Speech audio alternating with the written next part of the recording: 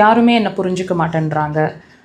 வீட்டில் இருக்கிறவங்க கூட என்னை பற்றி புரிஞ்சுக்கல, அப்பா அம்மா புரிஞ்சுக்கல, என்னோடய பிரதர் சிஸ்டர் புரிஞ்சுக்கல, கூட பிறந்தவங்களுக்கு என்னை பற்றி புரியல, ரொம்ப கஷ்டமாக இருக்குது எனக்கு அப்படின்னு நீங்கள் ஃபீல் பண்ணிகிட்ருக்கீங்க அப்படின்னா, முதல் விஷயம் நம்ம சரியாக புரிஞ்சுருக்கிறோமான்னு யோசிச்சுக்கோங்க. நமக்கு என்ன பிடிக்கும், நம்ம செஞ்சிட்ருக்கிற முறை சரியா, நம்ம அவங்கள ஹேண்டில் பண்ணிகிட்ருக்கிற விஷயங்கள் சரியா, நம்ம சரியாக இருக்கிறோமா, நம்மளை பற்றி நம்ம என்ன புரிஞ்சு வச்சுருக்கிறோம் அப்படிங்கிறத நம்ம எப்பவுமே யோசிக்க மறந்துடுறோங்க.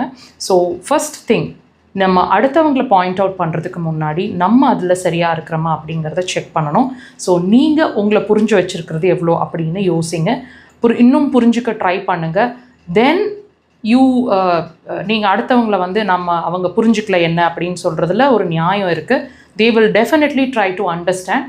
ஒரு நாளைக்கு நீங்கள் சரியாக இருந்தீங்கன்னா அவங்க தானாக உங்களை புரிஞ்சுக்கிட்டு பக்கத்தில் வருவாங்க. டெஃபினட்டாக ட்ரை பண்ணுங்கள்.